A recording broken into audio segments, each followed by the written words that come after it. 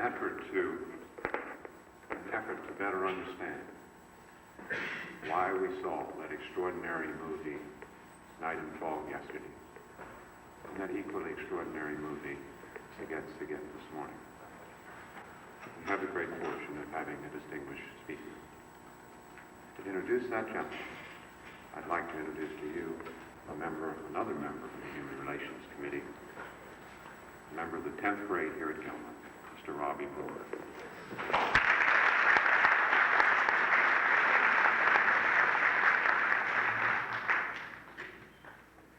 Dr. Littell, as Mr. Obrecht said, is one of the leading Christian scholars on the Holocaust.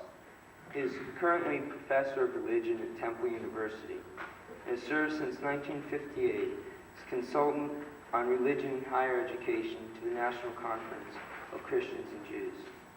He was educated at Cornell College in Iowa, Union Theological Seminary in New York City, and Yale University, where he earned his PhD in 1946. He has received honorary doctorates from a number of institutions, including Marburg and Hebrew Union College. Dr. Littell has given over 200 lectures on campuses throughout the world. He takes an active interest in both Christian and Jewish affairs. He was a co-founder and has been president since 1970 of the Christians Concerned for Israel. He has also been very active in the affairs of his own church, the United Methodist Church, and was an observer to Vatican II as a member of the Notre Dame Colloquium. Dr. Littell has published over 200 literary works, including 16 books. These works deal with his specialized fields of study, which are religious liberty, Reformation and Free Church history, religious renewal movements, ecumenism and interreligious dialogue, religion and higher education, the church struggle with totalitarian movements and ideologies, and modern Jewish history. Three of his latest books are The German Church Struggle and the Holocaust, The Crucifixion of the Jews, and the Macmillan Atlas History of Christianity.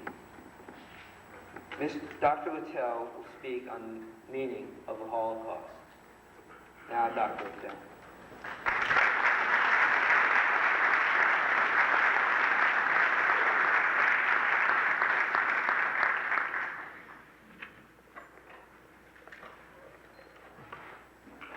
Thank you very much, Mr. Warren, Mr. Albright.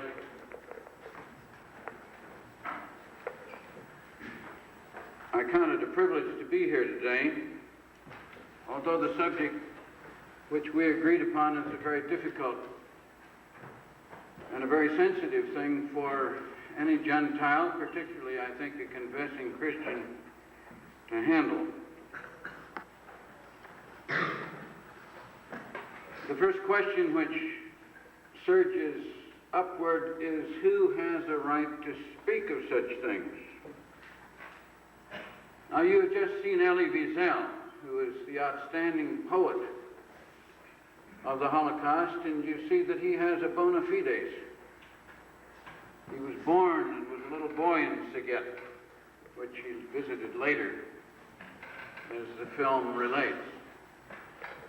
And then he was shipped off with his father and mother and little sister to the death camp, and he alone survived. He suffers too when he speaks, but for another reason.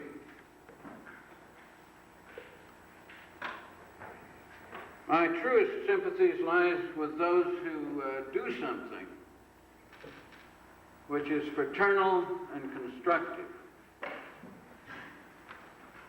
Of course, I'm trained in verbal facility. Seminary and academic study take care of that. And sometimes it's a dangerous thing to speak too easily and too quickly about the most sensitive things in life.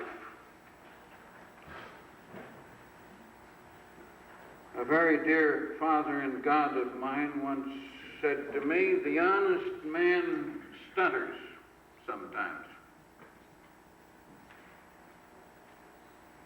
And what comes upon me is that in some situations, the honest man simply keeps still.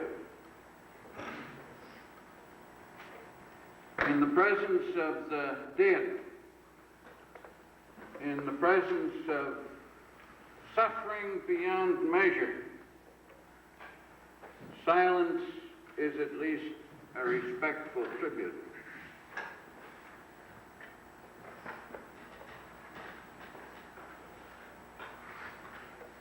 My sympathy in these things is with young volunteers like those of Aktion Sühnezeichen, Action Reconciliation.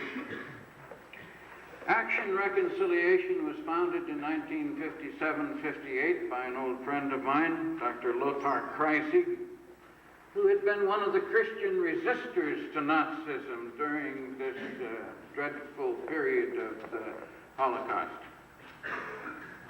He was a resistor from May of 1934 on, and he was one of those who survived. And then it came to him in the years after the war that because of the monstrous wrong which the German people had done others, he should devote the rest of his life to recruiting and helping to raise money to send teams of young volunteers out among those nations and peoples most injured by the Großdeutsches Reich, the Third Reich of the Nazis. Teams from Action Reconciliation, young Germans, rebuilt the old synagogue at Lyons in France. And they've been found in East Europe and West Europe as well as in the United States, doing voluntary work among peoples and nations where they have committed great injury. You'll find teams of them working today in Jerusalem and Haifa and Tel Aviv and on the kibbutzim, just doing something fraternal, something which is credible. Or my sympathies would lie with the young volunteers at Nesamim. Some of you may even have seen the Bill Moyers special here a week or 10 days ago when he ran a half-hour program on this Christian cooperative community, a moshav in the Galilee. The Miracle of Nations. Nesamim was founded by one of the most remarkable men I have ever known, Dr. Johann Pilon. Dr. Pilon was sent out to Palestine when it was Mandate territory as a Hebrew Christian missionary.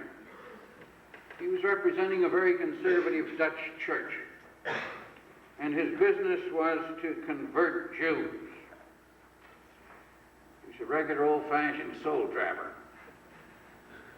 And then in 1948, he had what he called his second conversion. It came to him that after the Holocaust, after the murder of 6 million Jews in the heart of Christendom, this was no longer an authentic stance for a Christian to take toward the Jewish people.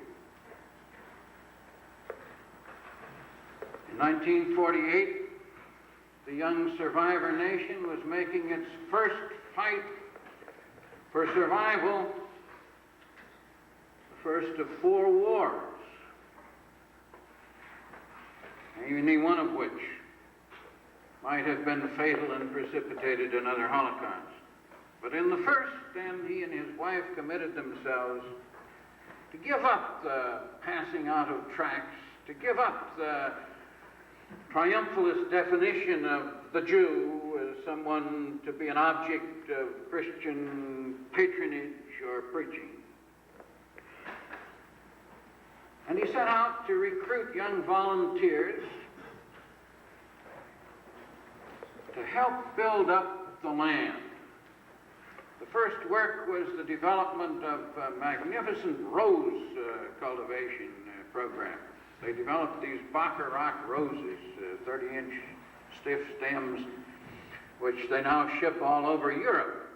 Every morning from the Lud airport, thousands and thousands of cut roses go to Amsterdam and Frankfurt and are distributed all over Western Europe. They built the biggest greenhouse in the Mediterranean area, and they helped other communities, Moshavim and Kibbutzim, build greenhouses. And then they planted avocado trees. They developed a tremendous program of raising and distributing avocados.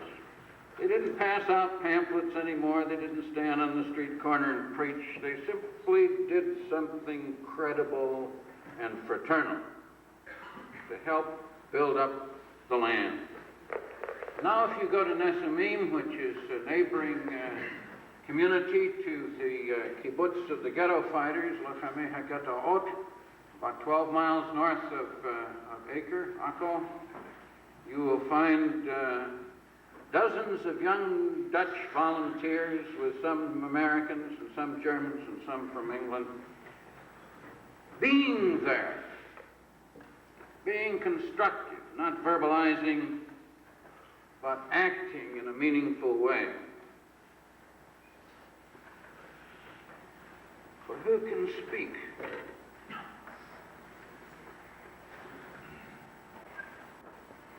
I would argue that we have no right to speak of these things except under moral compulsion.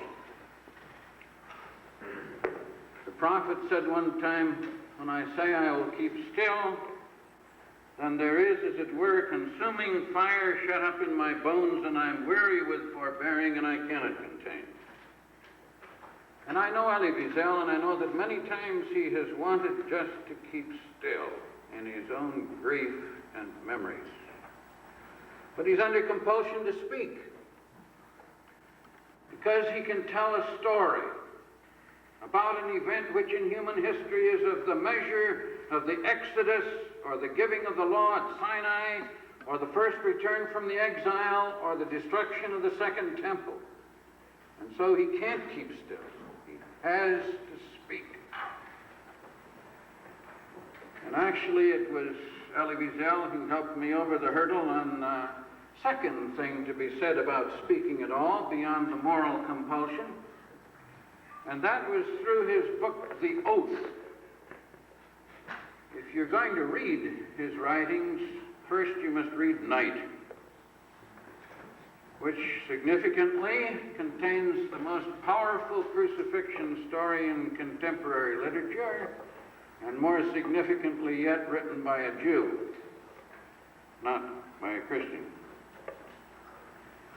But The Oath is a powerful book too. Now, The Oath tells the story of a single survivor of a Jewish community in Hitler's Eastern Europe, a shtetl.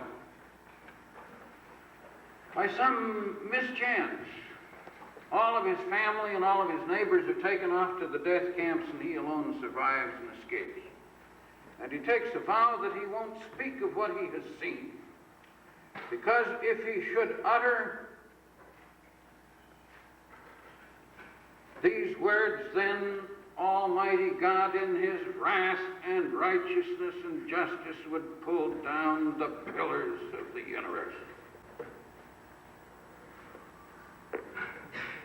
Destroyed by fire as once by flood. And then years later he's talking to a young man who holds life cheaply. He's tried everything, he's bored, life isn't worth living, he's contemplating suicide. And the survivor breaks his oath of silence to save a life. If we are to speak of such things at all, we must do so under moral compulsion and do it in commitment to life and the saving of life.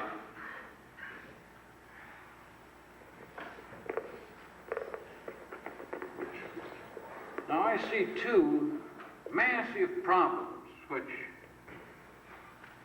you will increasingly have to confront as you go on in your life in the Christian or Jewish congregation and go on in your education.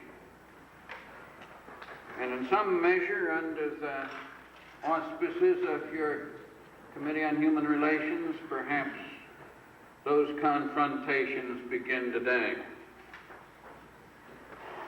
The first, and this has to do with the difficulty for a Christian in speaking such things, is the awful truth that after 19 centuries of the teaching and the preaching about brotherhood love,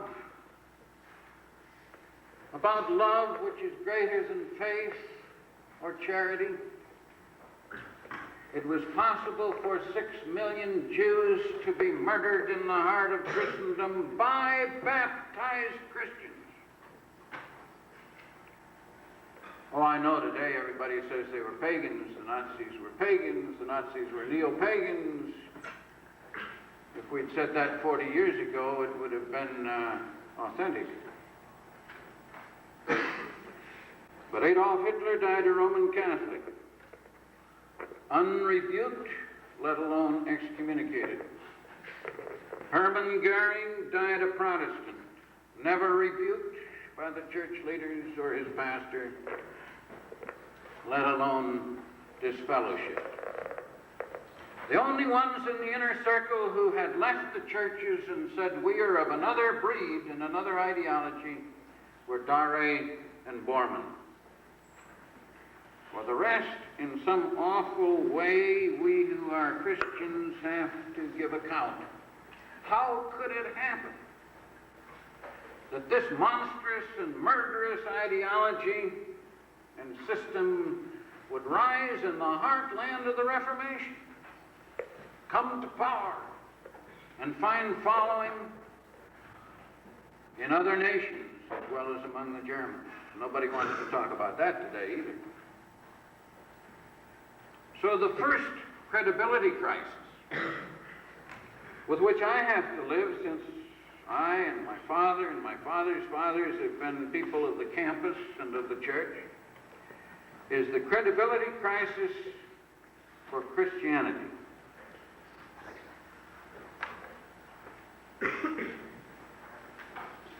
Now, of course, there were authentic saints and martyrs in this terrible time. I think of Father Delp, the Jesuit, a witness against Hitler and martyr. I think of Propst Lichtenberg, who was the dean of the Catholic Cathedral in Berlin, who, although warned by the Gestapo, prayed every Sunday morning before his congregation, trying to lead them in prayer for the Jews when the hammer blows of the Nazis came against them. And they took him off, and they beat him, and he died on his way to concentration camp. I think of a man I knew personally, Dietrich Bonhoeffer, who was murdered just 3 days before our troops reached the prison in which he was incarcerated, who said already to some of us in 1939 that Hitler meant war, that Hitler was the face of the Antichrist, that Germany would be defeated, and who went back home because he said, I can't rebuild a decent Germany unless I participate in the sufferings of my people. And he almost made it. He almost made it. I think of 37 out of 58 volunteers, Christians, working with Propst Gruber, rescuing Jews in Berlin, forging baptismal certificates. They saved over 1,000. And after the war, Propst Gruber was invited down to Israel and received the award of the Jewish people for his bravery in those terrible times. 37 of the 58 Christian volunteers in Gruber's office in Berlin were caught and were killed by the Nazis. Authentic martyrs. And I could go on and name many others. There were, in fact, 11 or 12,000 genuine Christian martyrs. And And there were, of course, unnumbered and unknown others who, although in no leadership positions and in quiet, saved their neighbors who were bearing the brunt of the adversary's attack. If you go to Jerusalem, you must visit Yad Vashem, the great international memorial to the Holocaust. And there, in the entryway, the great path leading up, you will see trees planted with little name plaques. That's l'Avenue du Juste, the avenue of the just of the nation. Those Gentiles who, at risk of life, saved Jews in the time of testing. But 11 or 12,000 is in no sense symmetrical to the 6 million. Those martyrs who died at the hands of the Nazis simply and solely because they were Jews. Their opinions made no difference, you must be clear about that. Didn't make any difference whether they were communists or socialists or conservatives or royalists. It didn't make any difference whether they were doctors or lawyers or druggists or shopkeepers or peasants.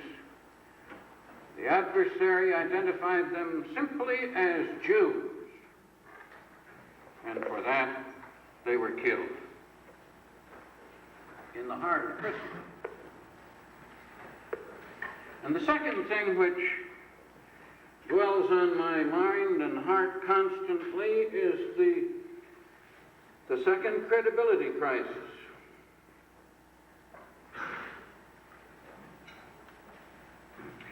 You know, this crime was not committed by ignorant, illiterate, superstitious savages off someplace in the bush. We educators have always looked down our long noses at people who are ignorant and superstitious and savages. But the death camps were built and run by PhDs, by products of what was then one of the best university systems in the world. And so as you're thinking about college and university, and as you begin to ask yourself, what am I learning and why? You must share this credibility crisis of the modern university. What kind of medical schools produced Dr. Mengele and his associates, who performed these monstrous experiments on human beings? What kind of law schools produced the lawyers who could always find, although sometimes they were held up 2 or 3 weeks, the necessary decree or precedent to commit monstrous crimes legally? What kind of schools of education or teachers' colleges produced the German teachers who were entrusted with the minds and spirits of young and sensitive boys and girls and betrayed their vocation and stewardship and turned them over as young Janizaries for the Hitlerjugend and the Bund Deutsche Mädel to serve the interests of the party and the state? What kind of seminaries turned out the theologians and the young priests and preachers who could blur the issues, who could homogenize the teaching in such a way that those who looked for shepherds and to hear the truth would find every issue waffled, and white made black and black made white, and moral and ethical commitments so blurred that they could not find what path to take.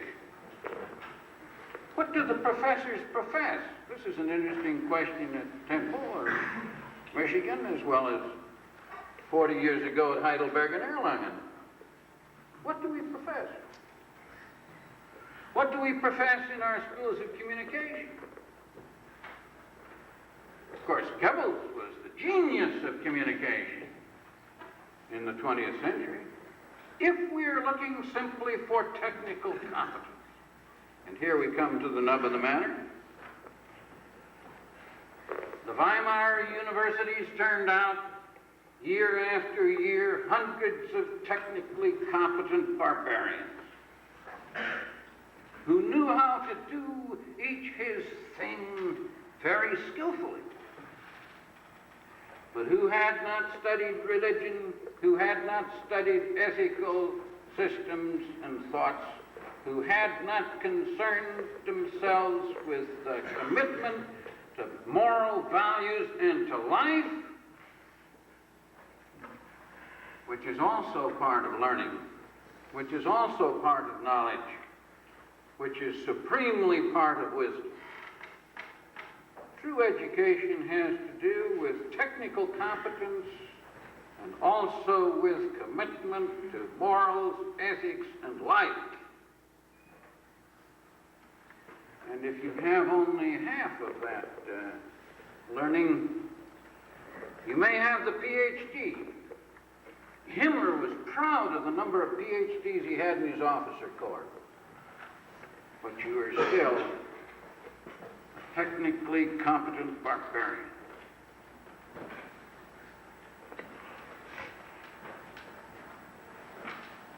Well, I've been unloading on you now 20 years of meditations, of doubts, of misgivings about the church, about the university, about my own life. Because I want you to see how this event, the Holocaust, like the Exodus, like Sinai, like the destruction of the Second Temple, confronts you and me personally. It's not something off there that we can look at unmoved. It's something to which we have to say yes or no, to which we have to give answers. At the time of the Holocaust, there were three categories of people. Now, this is a commonplace among those who are studying and writing about it. There were the perpetrators, and they were more numerous than some like now to admit. How many thousand people have to know about what's going on in order to keep a railroad train moving, and then dozens of trains, and then hundreds of trains shipping people to the death camp? Well, it takes more than one or two, obviously. But we know about perpetrators of monstrous crimes. We have the images of Satan, of the adversary, of the wicked. The second group were the victims. Well, we know how to deal with victims in our literary resources and in our religious resources. We know we have symbols for the innocent suffering. But the third group were the spectators, and they're the problem. Those who looked on cold-bloodedly and continued sitting on the balcony when others were suffering and dying. What do you do with those spectators?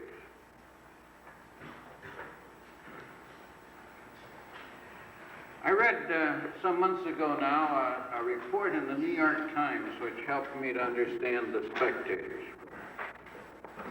This story had to do with one Peter Theophilus. And the whole story, which is giving you a true report now, though paraphrased, the whole story had to do with a young fellow who was on the lam, trying to escape being knocked off. I'm using the phrases that were used since this has to do with the gang world, because he had deserted the Gallo faction of the Colombo family of the mafia. Now, the New York Times reporters took a page and a half to wrap this up, and the whole thing sounds like Dashiell Hammett or Raymond Chandler or somebody, the way it was talked about. But the essence of the thing is that this young Theophilus, who met with two New York Times reporters behind drawn curtains in a hotel room in some distant city. They were there 2 days and 1 night and never went out, had the meals brought in and so forth. And after they got through interviewing him, he disappeared off into the bushes again, and they went back to New York and pounded their typewriters. And the story they told is this. He was most discontent because the leader of the gang had been shot down in a Brooklyn restaurant with one of his lieutenants. That was in the papers too, incidentally. And the younger brother had taken over the leadership, Albert, commonly called the Blast. And the Blast was not a good leader. As Theophilus related, when the boys are down there in the street fighting, the Blast isn't there with them. He's up in the bleachers looking on. And then this immortal sentence. The Blast is a high bleacher. Well, then I thought of those Protestant church leaders and those Catholic church leaders and those university professors and at the time of the Holocaust. I thought of the spectators, and this story helped me to understand them. They were high bleachers. When they should have been there in the arena facing with the Jews the wickedness which was the Nazi system, the Nazi machine, the murder engine. They were up in the bleachers. They were high bleachers.